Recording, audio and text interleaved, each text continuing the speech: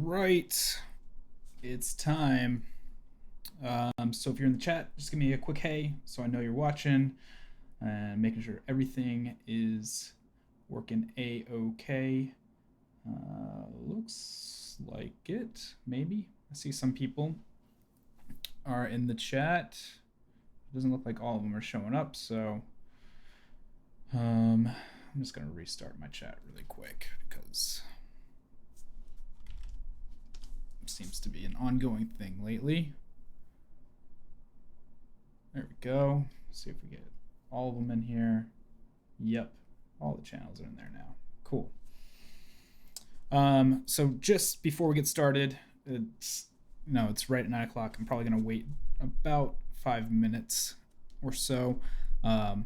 If you're not already a part of the BroGraph Slack, come hang out with us and chat about Redshift and Octane and everything in between. You can read the description here. If you just go to brograph.com/Slack, it's turning into a pretty fun, big community. So I just wanted to start off with that. What's up, Nick? How are you, man? What's up, Steve? How are you?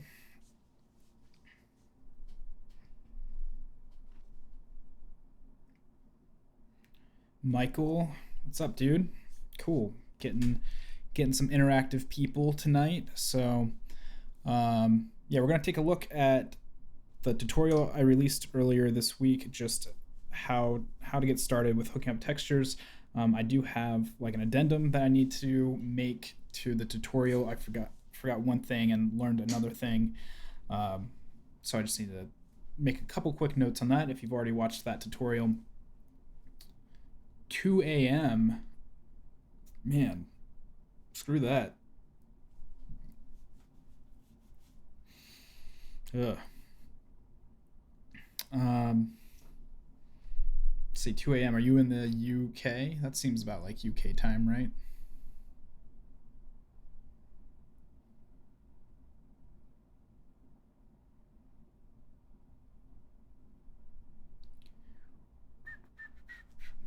I'm just gonna go ahead and open this up.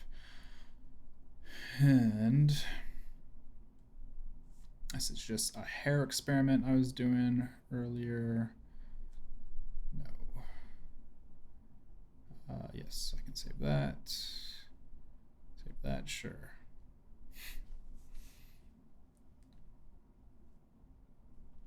Man. Well, I'm sorry you were up at 2 a.m. That sucks. I try not to go past 9 or 10 o'clock most of the time. So you know what? In the tutorial, I did like a rock thing. I think I'm gonna do something a little different. I think I'm gonna do a tree. So let's go ahead and go get something from Megascans. Let's see. Nope, too far. Megascans.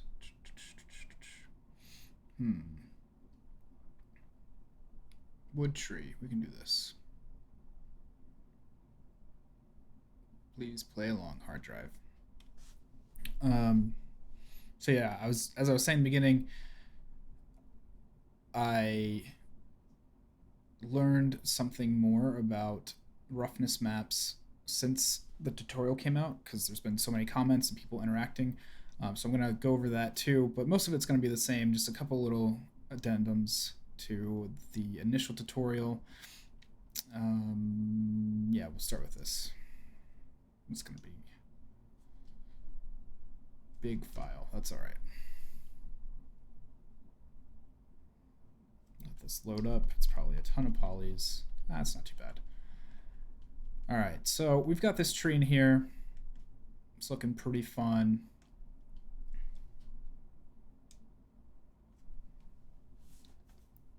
The native C4D noise shader with Blair Walker. What's up, dude? That's awesome. Thanks for joining in. Yeah, I can talk about the noise shader in a little bit. Just remind me if the chat gets going and your comment slips up and I don't see it, just remind me. But I can go over that for sure. So I've got this tree here. I'm just gonna label it tree, keep everything nice and neat. If you've noticed, I've kind of reorganized my layout a little bit. I'm keeping attributes over here just because it kind of reminds me of Houdini a little bit, keeping that information there. So if you're looking for stuff, objects are here, attributes here, materials, and shader graph. So let's go ahead and make a material, and we'll call this tree, and throw it on the tree. Probably should get a light in here of some sort, so let's go ahead and do a dome.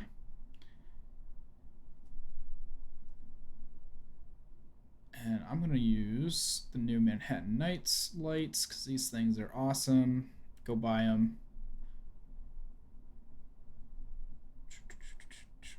Cool, like that. Let's take a look, see. And let's turn off the background. We don't need that. All right, so let's go find this thing open, and 3D tree. So what we're gonna need is albedo, which is actually diffuse. We'll bring in a displacement, and we're gonna need our roughness and normal. I think that's it for this one. You can use specular. It's more for video games. I generally don't use it, but if you want to, you can. You know, I may have to do this a couple times. Usually there's an ambient occlusion asset included. Doesn't look like there's one for this one, but it will still be fun to just work on. And before I drag that in there, let me just make sure I'm in the shader graph. Cool, like so. All right. So we've got normal, roughness, displacement we're going to put down here, and albedo there. So something I forgot to go over, or I don't know that I forgot to go over this part, but something that I learned is that even roughness maps, you want to make linear when they come in. Pretty much anything that's black and white. What's up? Is it Gachi? Cool.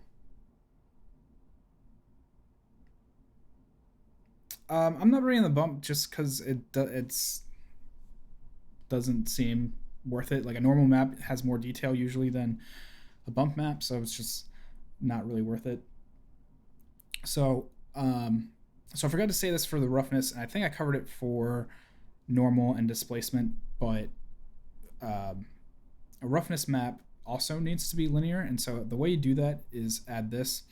So a lot of people have been having trouble getting normal maps looking right and displacements looking right, and something that I learned and was talking about in the previous tutorial that just came out this week is that you actually have to set these things to linear for them to work properly, and then you can actually see displacements going correctly. And the other thing that you have to do is make sure that you're getting your values correctly too. I didn't know about that. So you need to set it to -1 to +1. You have to remap it. So I'll go over that too. Just a lot of little quirks hooking these things up in Redshift. It's not quite straightforward. So albedo, it's going to go into your diffuse. This is just a diffuse, and PC is just going to process the texture for a second. So you'll see we've got that in there now. And roughness just goes in the specular, or sorry, the reflection roughness right here. So we can go around reflection, roughness, and hook that up. And you'll see it gets nice and kind of dry. It's no longer got that high shine on it. So if you don't know, or if you've been running on older versions of Redshift, the bump node is now going to be the default. There's no longer going to be a normal node. They're deprecating that. So we can go ahead and just throw this in here, go to texture input, and then under input map type, we want to set that to tangent. And we'll go ahead and hook this back up. Go to overall bump, And while that processes the texture, you'll see in a second that we'll get some bump in there. And so I'm going to go into Photoshop in just a second and take a look, but I think what we're going to have to do is remap this texture just so we get some negative bump on there too, and we have to do that with the displacement as well. So let's do a not a remap. What's the word I'm looking for?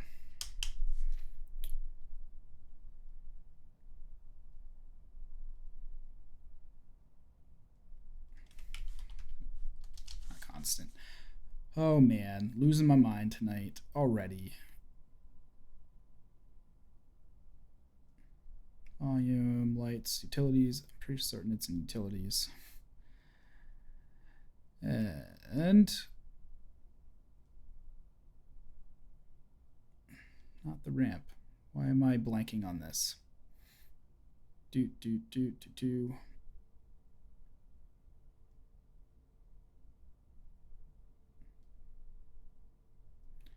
soon as I see it, I'm going to be like, duh, what's wrong with me?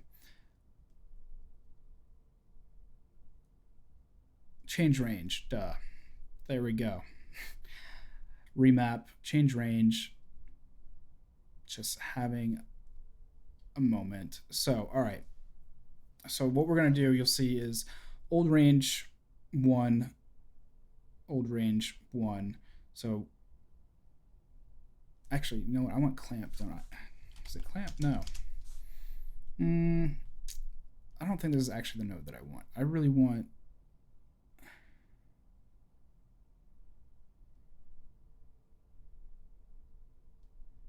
See, I should have just done it when people were telling me that you need to remap it.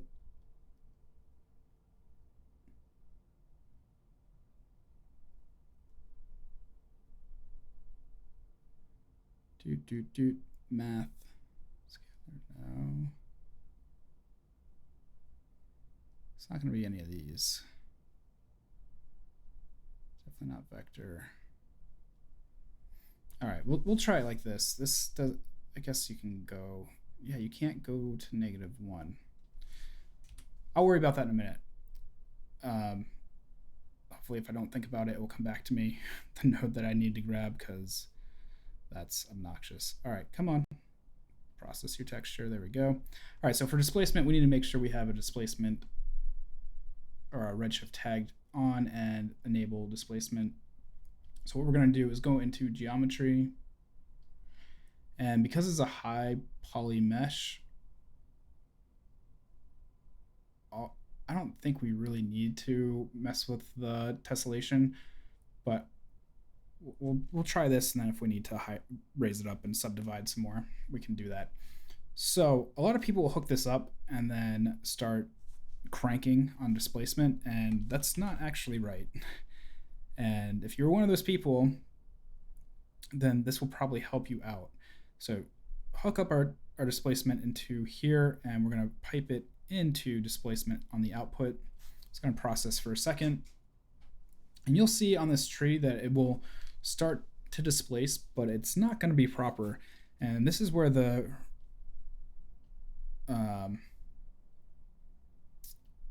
remapping will like really come in handy, but we'll start with this. Oh, there, okay. Old range, new range. That's what I really wanted, right in there. So see, we got this little bit of displacement in there, but it's not really anything. So let's go ahead and bump this up to like 10 by 10. And now you'll see it will displace, but it's actually only going to displace in one direction, because this range is set from 0 to 1 instead of -1 to 0. See, it gets all weird and blown out that way. So if I go in here and go -1, this should cure it. There you go. Now, because I've set the displacement so high, it looks really rotten. So if we come in here, it looks like we've got like fungus on here, and that's not really what we want. So we can probably set this displacement to actually like 5. And Theodore, you were asking about the mixing in a bump too. The other thing that you can do is just have enable bump mapping on here. So it'll automatically add some bump map layer into it, or like texturing into it. See, now that I took it away, I kind of liked how funky it was looking. I think it just gets a little too big the other way. I don't know why my menu keeps popping up like that. That's weird. Oh well. All right, so got to do the same thing for remapping down here. Or at least that's what I was told, but can't. So, all right, I'm just gonna do unbiased normals, see if that adds any more texture. So apparently it's mostly just the displacement, because you can't remap it right in there. Or at least it's not letting me. Maybe it's something from the old normal map that it used to do. Anyway, so that's the one like main little detail in here, is you want to have your range remapped to -1 and then max of 1 here. You can of course go farther. Like if I go 2, you'll see it will displace even more out. Then it looks all weird. So just keep it -1 to 1. There we go. And that's pretty much it. You know, this is a really high poly count already. I can go in and add some more subdivision, and that's probably overkill at this point. So versus mixing the bump normal with the bump blend, this is more cost effective. It's a little bit more cost effective because you're not processing multiple textures. There's just more detail in a normal map too, because a normal map, the reason why it's all purple, let me just pull one up. Where is the normal map in here? There we go. And so the reason why it's kind of purple like this is it's the red, green, and blue values mixing together. So if you look in your viewport, red being X, green being Y, and Z being blue. And that's how it conveys the information. So with a bump map, you're only getting black and white information, so X and Y. And with bump map, you can actually get full 3D information that way. And I'll just jump back into that really quick. So that's how you can get all these details in here. If you were to really zoom in on it, you'd see little slivers of green, like right in here. There's a little bit of green coming through, and then if you looked in other places, there'd just be like a hard red coming through. And that's really driving those details. So it kind of is a little bit more cost effective. You can do it. It'll give you a little bit more information, but I don't think that it's really worth it, especially now with the combination bump map here being set to like tangent space, and then if you bring in a bump, then you have to set that one to its proper, and then you're kind of mixing tangent space and height field information instead of just keeping it all together. So no, it works. I just think it's kind of overkill. So I'm just going to come in and zoom in on this. We can really take a look at the detail now that I bumped up the light. And we'll just do a quick little bucket render, even though I don't have GI on. Let me go get some GI for us. Just do a quick brute force. It doesn't need to be anything fancy. So if we come and take a look at that, you can just see how much detail we're getting in this now. So I totally admit doing it wrong in the past. Like I just didn't realize you had to convert things to linear, especially coming from like the Redshift world, or sorry, the Arnold world, where it kind of just does it. Like it knows when you hook things up that it needs to be linear, or it needs to be RGB, which I forgot to mark in here too. That was one other thing. Make sure for albedo that you, because it has color space, that you mark it as sRGB. So that's just one thing there. As you can see, it hasn't really made a difference on how this looks. But a lot of nice fine detail all in there. So pretty cool. I wish this had an ambient occlusion map like I did in the tutorial. Let me see if I can find something really quickly. I don't want to do something flat again, but maybe that's the best way to do it. Mushrooms have it. No.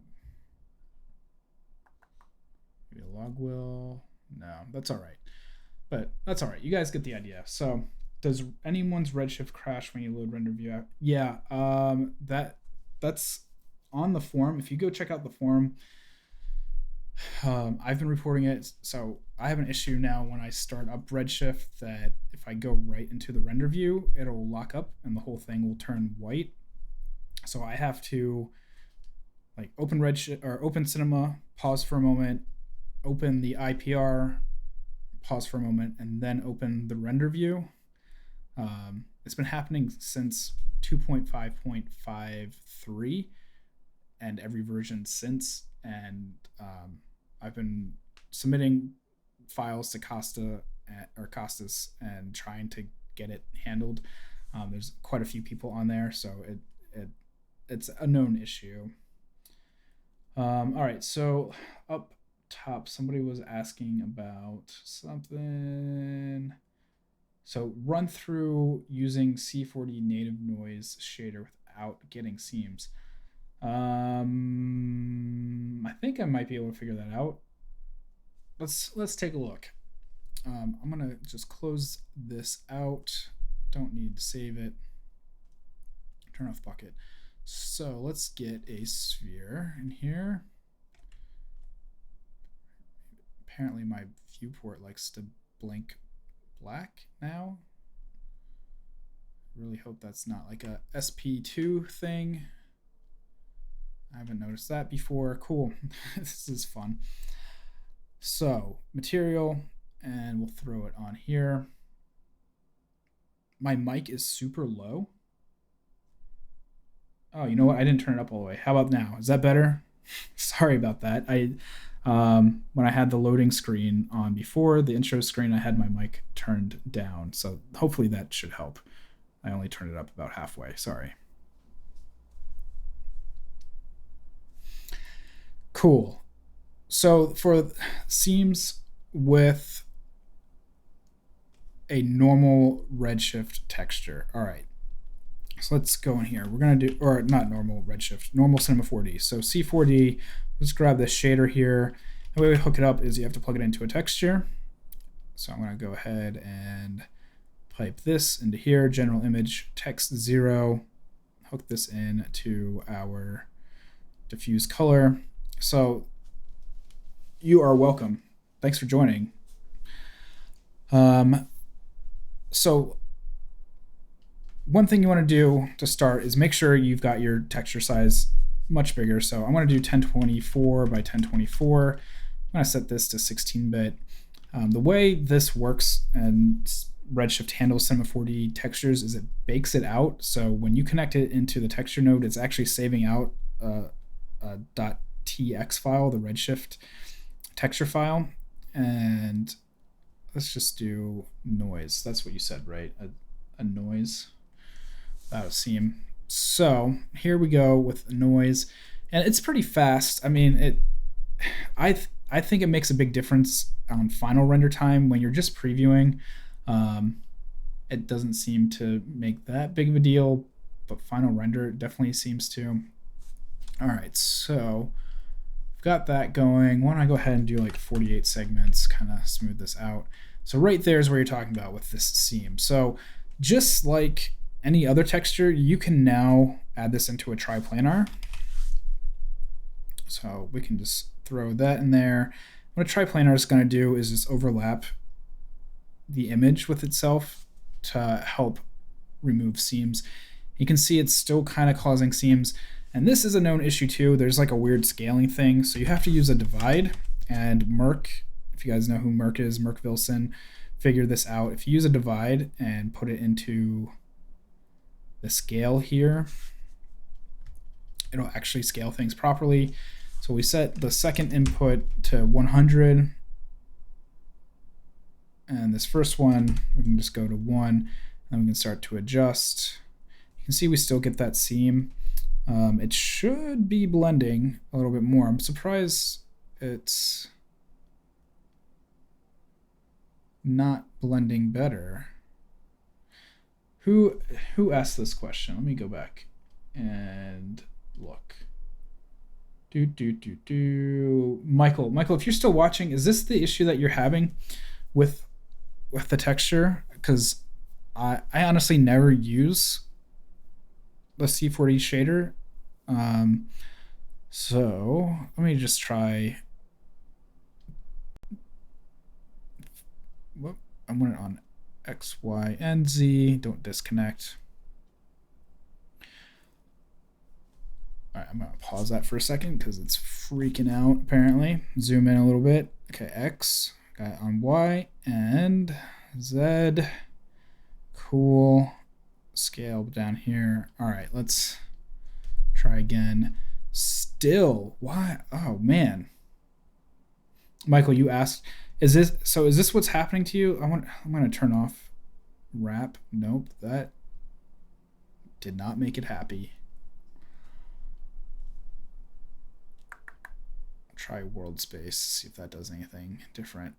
Interesting. So this may just be a shortcoming of working with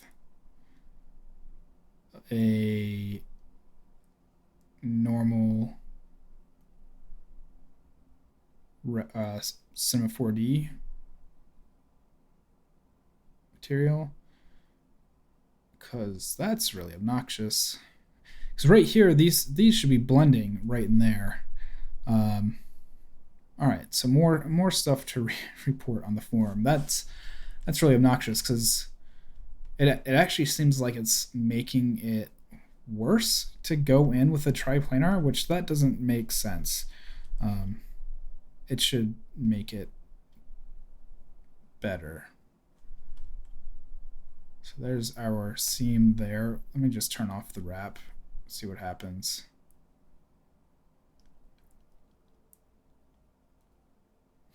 Cool. All right, thanks, Michael. Do you like Mike or Michael? I just went and assumed. Man, that is really annoying. I wonder what it is about the... I'm going to just drop down to 8-bit to see what it is about this that it doesn't loop. Absolute nope. What's up, Mark? Can I sell my soul to you for Cinema 4D and Octane Render? Like for a license of each? I mean, I can't speak for Brograph. They just are nice and let me stream on their channel. But that would be kind of cool if they did a giveaway. I have thought about that, about doing a giveaway for a Redshift license. Wow, this is obnoxious. Just I want to see if I plug it into... If you guys don't know about this is something that kind of comes in handy sometimes. Oh, really? Won't even let me do it that way? All right, let's try it this way. Viewport, see if it updates in the viewport. No. That's silly. All right, so Mike, I think this is something that needs to be reported on the forums because this is stupid.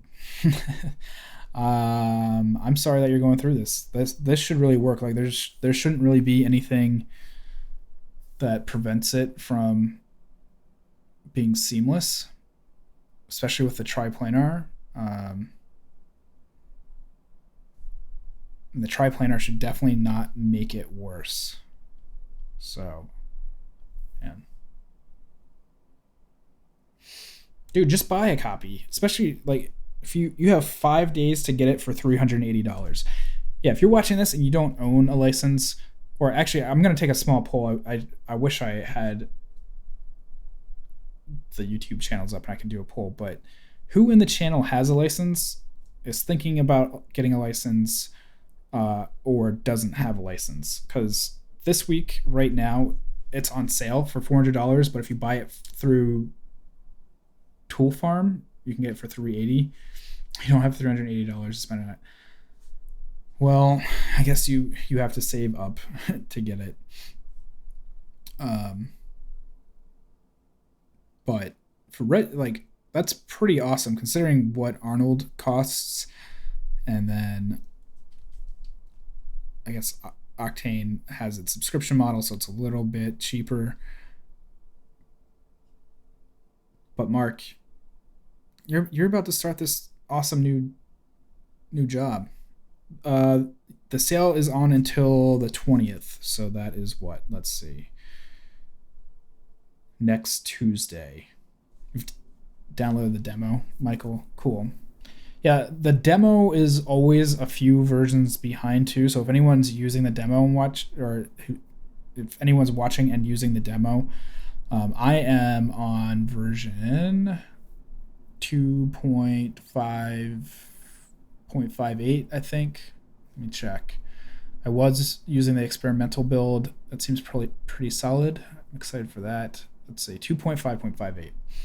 I think the demo build is 2.5.53 or 5.5, something like that. It's just a couple versions behind. So if you have trouble with something and you see me doing something and it's not working for you, that just be aware of that. You're just gonna troll David and Brograph until they hook you up.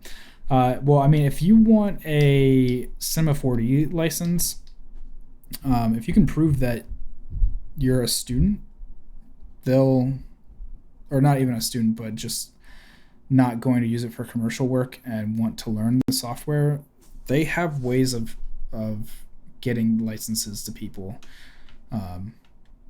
So you should reach out to Maxon. This is kind of a cool pattern, except for the seam there.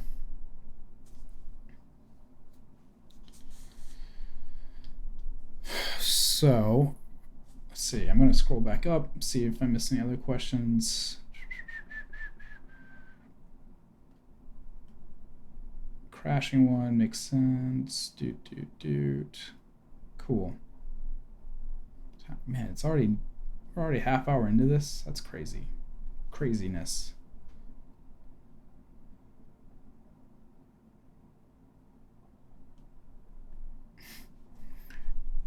Are you going? So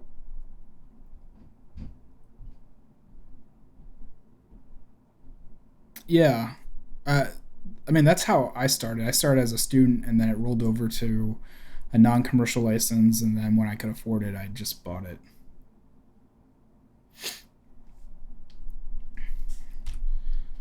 So, if I'm sitting here waiting for questions from people, I'm gonna go ahead and just kind of work on something that the client had asked me about earlier. Yeah, Maxon's super cool. Especially Matthias. Matthias has, I think, like an educational thing that he's trying to roll out. So he might be a good resource if you find him. I think he's Major VFX on Twitter. But dude, Mark, go to Tool Farm, and it's on sale there. So toolfarm.com. Here I'll walk everyone through it. Toolfarm.com. Go to Redshift. You're going to see it's on sale for $400 here. But they have an awesome code. Also, you need to sign up with an email address. So I'm just going to put mine in, liam@531.com. Make sure you have a Redshift address. If you use coupon code HIGH5, you get an extra 5% off, and it drops it down to $380. Green Screen did, though. I don't think I know that code. Green Screen? Green Screen. Huh. I didn't know about that one. So High 5 or Green Screen.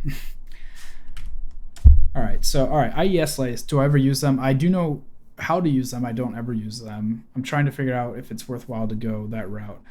If you're gonna do interior lighting, then IES lights are definitely the way to go.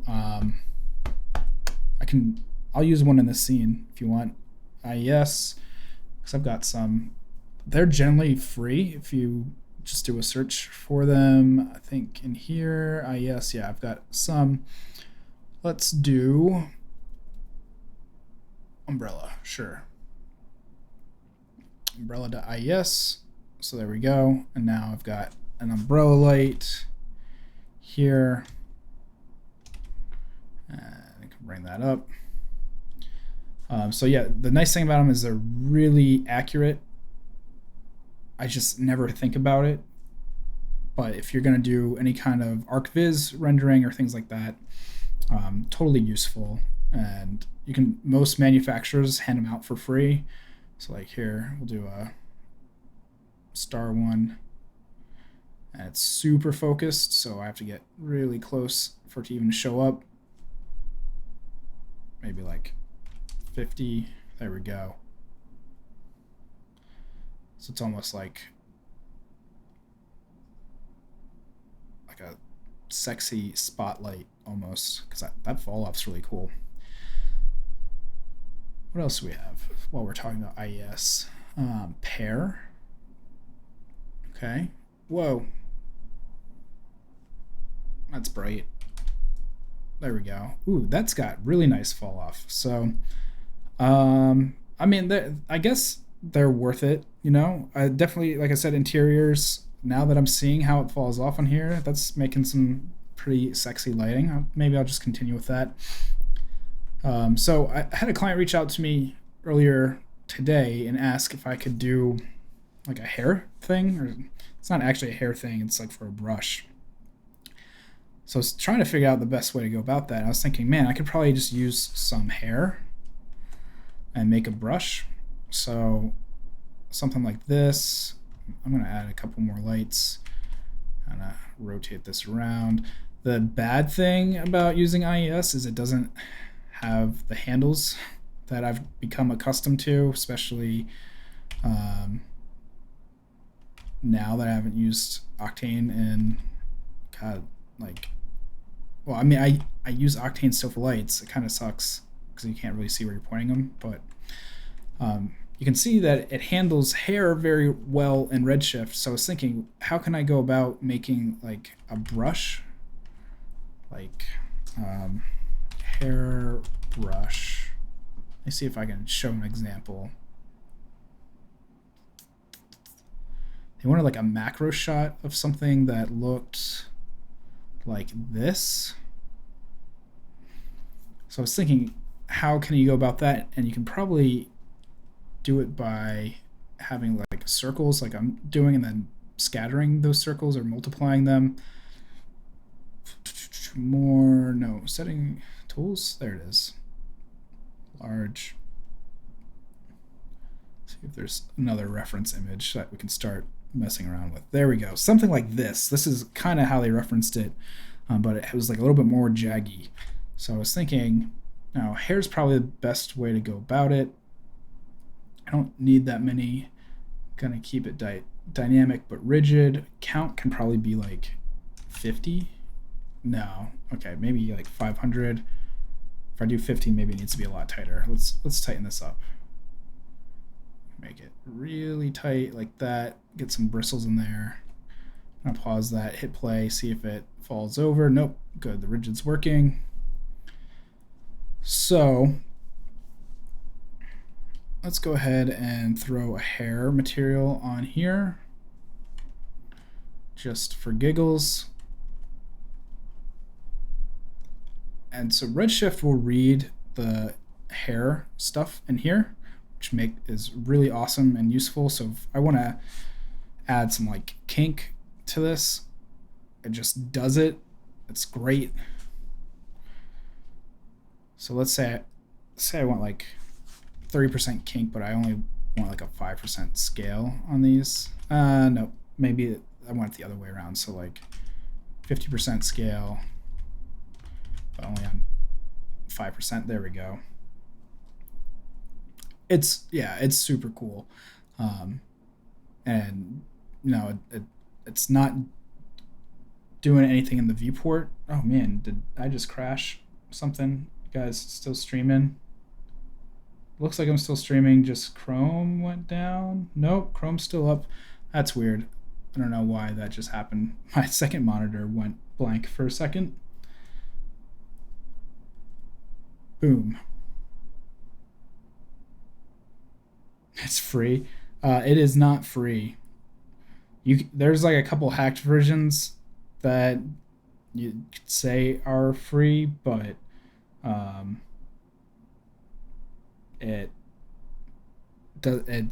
it's old at this point. Like Redshift iterates so fast that you may as well just use the demo, which is free. So let's see. I like that kink there. Tighten it up a little bit in here. Maybe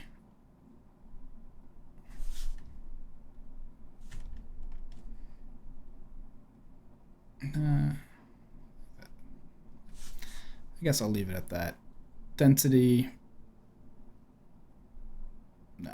Let's try some like twist in there. There we go. We can put the twisting in there. A bit of variation. I'll do is tighten it up again. Thickness. Let's say we want the root to be like pretty thick. Oh, it was a joke. I mean, Redshift has said that they understand why it got hacked and to treat people nicely in the forums, because they realize people are just wanting to learn the software without watermarks, but they also have to make money. So it's kind of a legitimate question.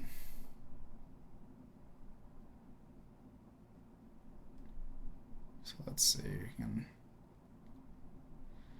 fade off a little. I don't think I want to have it fade off that much. Why don't we do like a 1 here? We'll keep it maybe 0.25. Keep it a little bit thick. Where's my reference? I guess it stays pretty steady throughout. Okay, that's fine. Have I questions? Just gonna see. It does not relate to me. Okay, cool.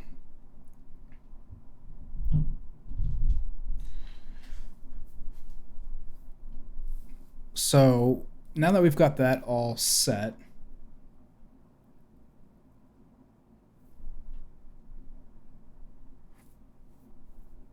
let's go ahead and take a look at this.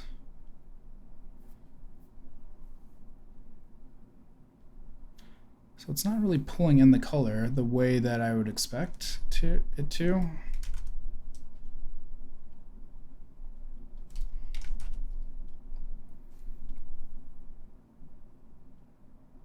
Like it should be pulling in the information from the hair. The hair is definitely not gray to brown.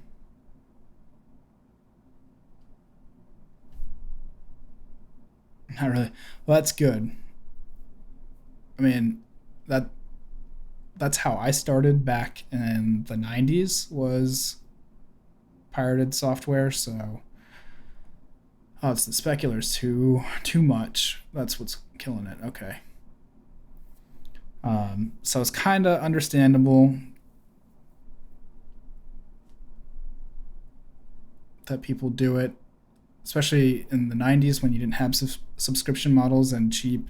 It's like the only way to learn when you're like 10 years old and you want to do stuff, especially like Photoshop, when that used to be like $3,000.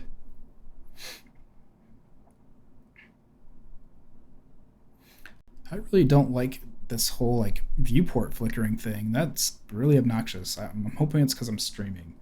But yeah, let's see. Okay, didn't miss any questions. So I think for this client that inquired, this is probably how I would handle this. I think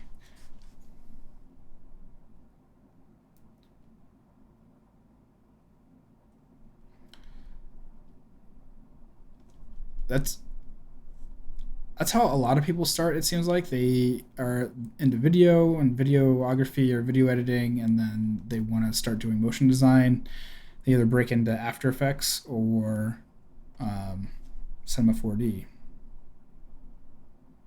So I think I'm gonna do another material and put this on the disk here, and we can make this kind of like a brown there. All right, I need some better lighting than this. Let's just do a dome light, HDRI link.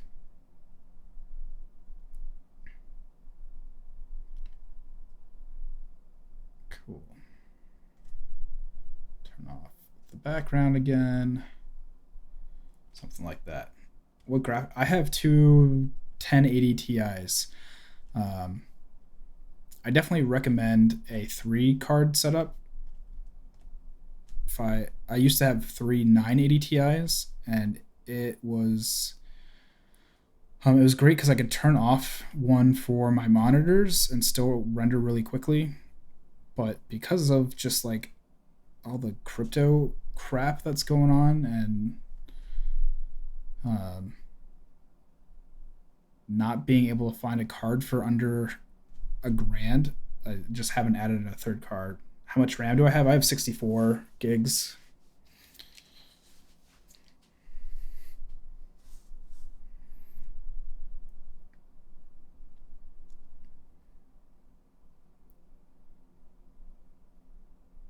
Man, it did not used to flicker like this before SP2.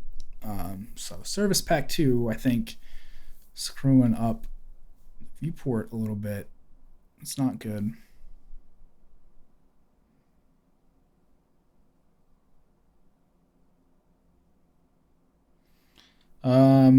Steve, I used to have only water cooled 980. No, actually, that's not true. 2 of my 980 Ti's were water cooled, and one was a blower. I haven't really noticed a difference.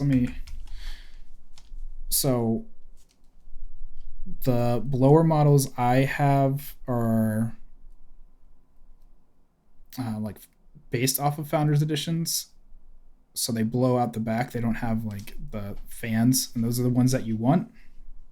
What's up, Angelo? I don't. Oh, there it goes. It says hi now. But if you look right now, and I'm not doing anything heavy at the moment, but I'm getting 56 degrees. And when I had water cooled, I generally ran around like 47 kind of idle, and then working it'd be around 70. And with the stacked blowers, I only get up to like 75, maybe an 80 max. So to save a little bit of money, I would say if you're up to it, buy blower cards and then do a custom water cooler. Don't buy the graphics cards that have the water coolers already installed. It seems kind of like a waste of money. All right, gotta bring this specular way down with extra lighting.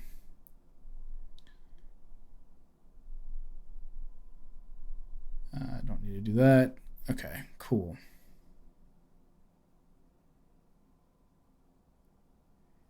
.5. Got 2.5 slots. Dude, that sucks.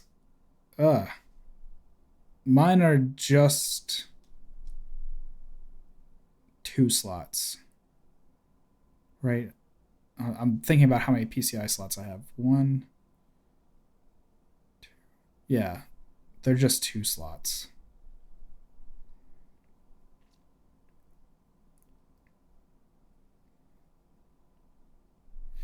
All right, so let's see what I can do here. I wonder. Let's see how.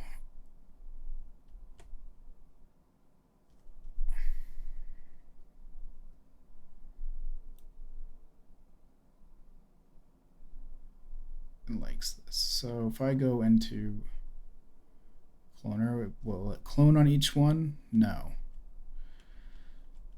That's obnoxious. I never work with hair like this. So let's try radial just to keep it more visible. Update guides. Is that what I need to do? Do I need, I bet I have to put it in a connect, because everything is solved through a connect. Yep, cool. All right, connect.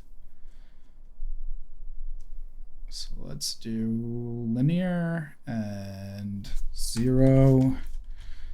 Let's do 50 this way. Cool. All right, getting somewhere.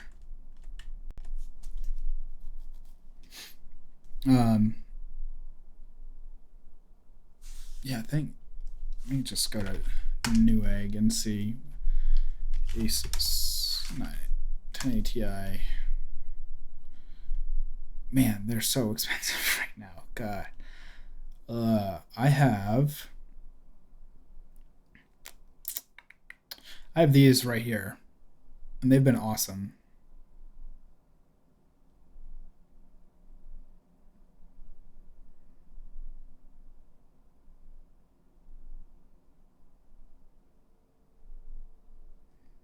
I think the only thing that I wish is that my 980 Ti's had 3 HDMI and 3 DVI ports. I missed that here, but that's about it. Yeah, they're nice, except they're really expensive now. I only paid $5.99 for them, I think, back in December. Like that's how much this crypto crap has added on to everything. It's ridiculous. It's getting really, really annoying.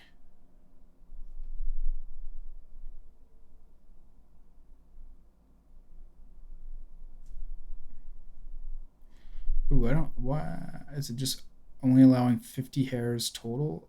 Okay, so I kind of have to up this. It's not putting 50 on each. Fake energy crew.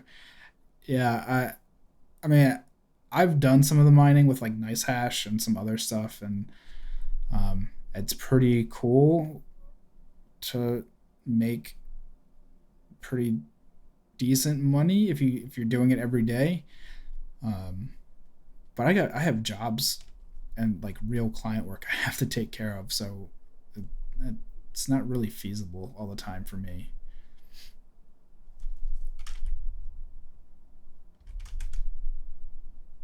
Oh yeah, this is almost going in a direction that I want. Cool.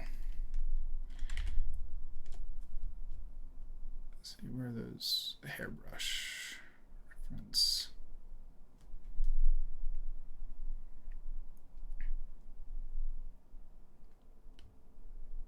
No, I don't want to shop.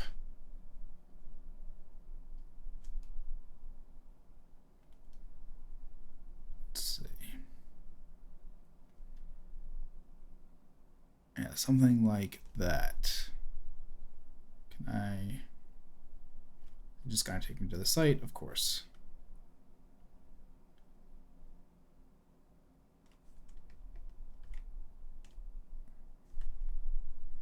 All right, this is good to know. And so the way the client was talking to me is that it's kind of like the brush is on a helix, so I guess I would have to actually do this on an object, and let's throw it on a helix. Like that. And I guess I would need a rail, maybe. Smooth the rotation. Nah. Buy now. Buy now for what, Blair?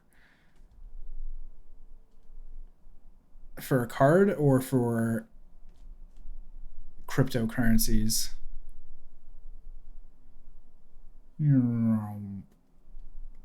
think I'm gonna have to rotate that. That's okay.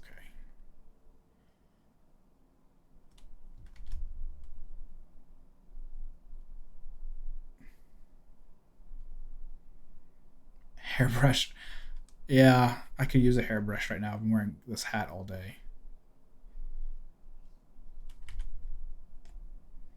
Just add it to my cart. I could just go get one of my wife's from upstairs. That's probably even better.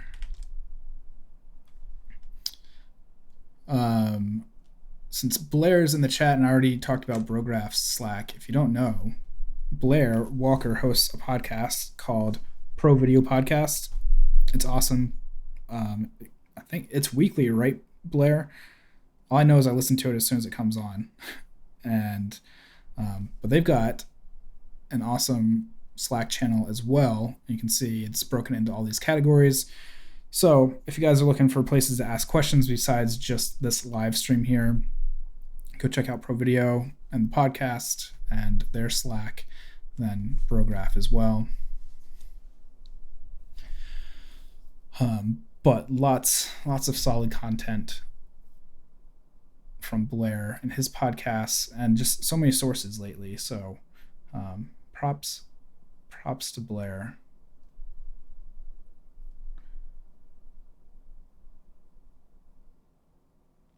I don't know that it would actually go like this because it's going to be on an object that spirals, not really a helix. Whatever. This is just a good test. Yeah, plug. Totally, man. I'll plug it every week if you want. Especially, it's Thursday, right? So doesn't a new episode come out tomorrow? Or at least in the States on Friday? Right? Or did one just come out today? One just came out today, isn't it? Because it's, I just saw it in Overcast.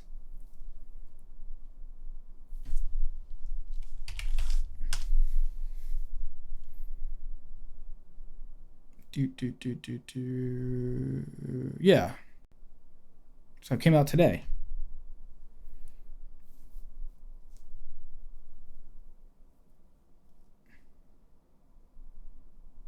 Cool. Yeah, I've been trying to go on like daily walks. So I always have a podcast to listen to each day. It's really nice, and it works out that you've got one weekly, so I know like every Friday I'll have something to listen to, or I guess Thursday here. I don't know. What did I do? Smooth rotation. That's not what I want. I don't need a fixed texture. Fixed clone. No. Just render instances doesn't work with this. That makes it heavy. That's all right. I can deal with that.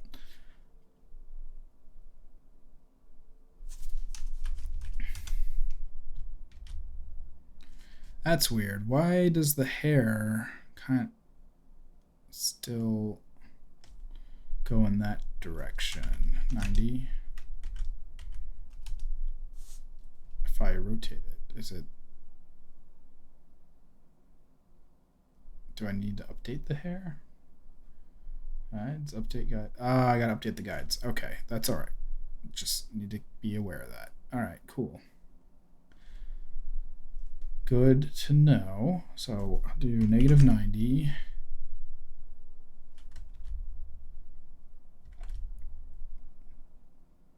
Ooh, that's awesome. I'm excited for Casey. If you guys don't know who Casey is in Division 5, stop watching this and go watch all of Casey's stuff. It's way more important to your careers than hanging out and doing a Redshift tutorial. Cool, there we go. Put that all together. So I think that's what the guy was saying. This client, and then something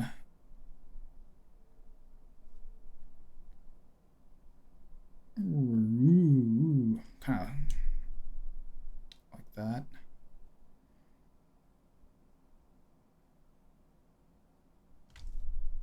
This is looking weird. This is looking like... Is he funny? Because he's definitely funny when his videos are scripted and recorded. So if he's funny in real life too, that makes me really happy. I hope he's going to be at NAB. Blair, are you going to NAB? I know that's like a super hike for you to go to Las Vegas. But I figured I'd ask.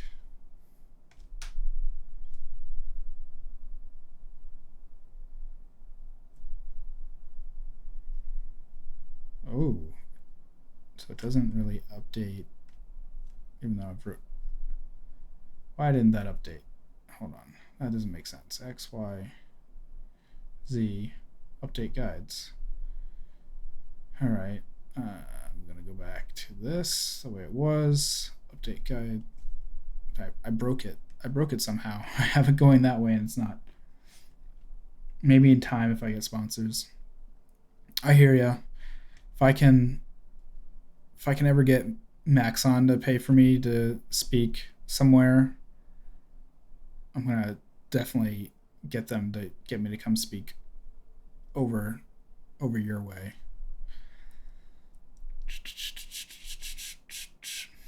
That's weird that it's doing that now. What? Okay, what is happening here? I changed this to be like that, and then I had to add or subtract clones to make it do something. That's just silliness. Look at me, I'm making a crazy daily or something. First we need them to give me software. Well, that's easy.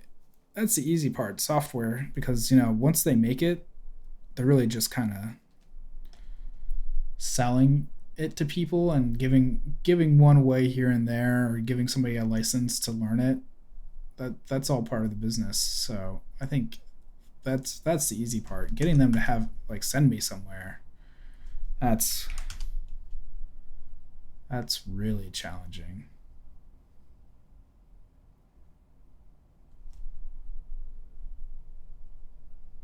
It does not like this many clones. Man, I'm gonna go down to 50. All right, I'm just experimenting now. It's already 10 o'clock. I usually wrap it up around now, but this is kind of fun seeing this here. So let's add some of these on here.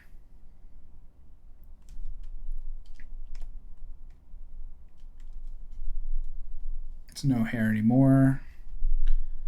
Maybe we'll just do some milky coffee. Oh, you know what? I should talk to you guys about that right now. If you guys don't know and you haven't updated to 2.5.57 or 5.8, which is a lot more stable, there's new subsurface scattering in it. Yeah, let's hold the phone for a second. Get this on here. Let me do a little fill it. Do like a three works. All right, let's have this is worth talking about. So new subsurface scattering. I'm gonna throw this cube on here, and this is a subsurface scatter one, right? Yep. So I'm just gonna go in and just do pink skin. Cool. So one thing is it's a little bit slower because it is more accurate, and there needs to be some mathematical changes, because if you look at these edges right in here, they get dark on the edges. It shouldn't be doing that. However, the progress that has been made between the two subsurface scatters are awesome. So it used to be point based, which I'll switch to that now, and you'll see the difference immediately. It's great for a rough estimate, but you can tell this kind of looks almost like a cube of fat, but still not rendered 100% correctly. It's kind of almost like soap. But if you look at these areas in here, you have these kind of nice fall offs, but it's not accurate at all. And then if we do ray trace, and then I get an area light, and let's go ahead and switch that to sphere. Put that like right here. Now you can have lighting coming from inside out or vice versa, because ray traced will actually penetrate into the object and bounce around. So while it needs some work and some cleaning up, one more bonus to Redshift is that they're working on this, and just if they get it right and as fast as they keep making other things, I can see this taking off. Because like it's dirty right now. I definitely need to add more samples, especially probably like my light in here. Let's see, yeah, probably like 512, something like that. That's cleaning it up a little bit more, but you have to add a lot more samples, which is kind of a bummer. If they can get that down, that would be great. So if I'll do like 1024 and really starts to clean it up. But the only thing they need to do is like fix this edging issue here, and it's golden.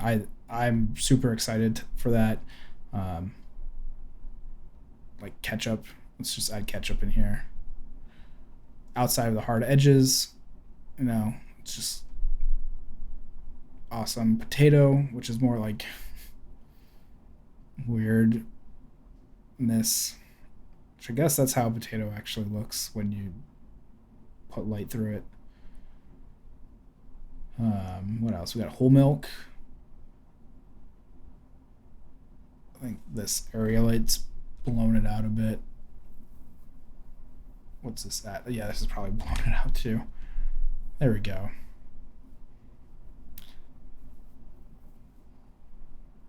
So I'm pretty pumped about that. It totally has potential. It's just like some of their algorithm or calculations are a little bit off, because the corners shouldn't get dark like this. We were talking about this on Slack earlier. It should stay pretty consistent throughout. But now that they have like a super accurate one with ray trace, or if you want to do point based and make it a little bit faster but less accurate, then you can do that.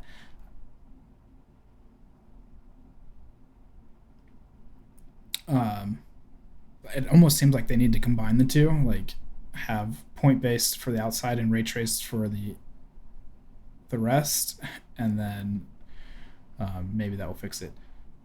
So you do vector art as well. That's cool. Do you have a link to your site or anything? What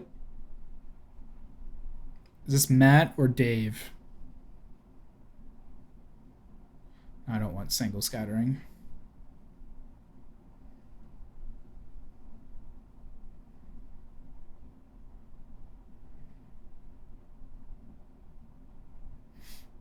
Yeah, Arcade, if you have a link to a portfolio or something, check it out. Let's see. Dave, what's up, Dave? How are you, man? Let's do some brown. So that was fast, and that was ray traced, huh? Oh, that's the other thing. I have bump mapping on. So the other cool thing about ray trace is you can actually see subsurface scattering with progressive on. So if I move around and come over here, subsurface scattering works. If I go to point based, it doesn't work in progressive. You'll see it just kind of sucks. And you actually have to turn on bucket rendering.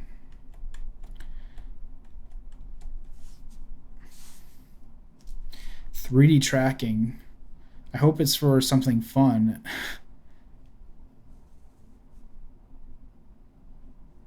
It's an alter ego I made away from my real name, so I'm working on a portfolio.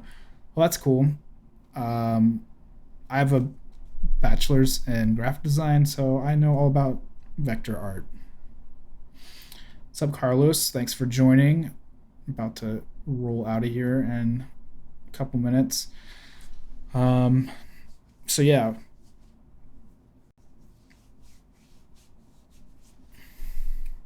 Guess one last plug like I did at the beginning. So this one, no.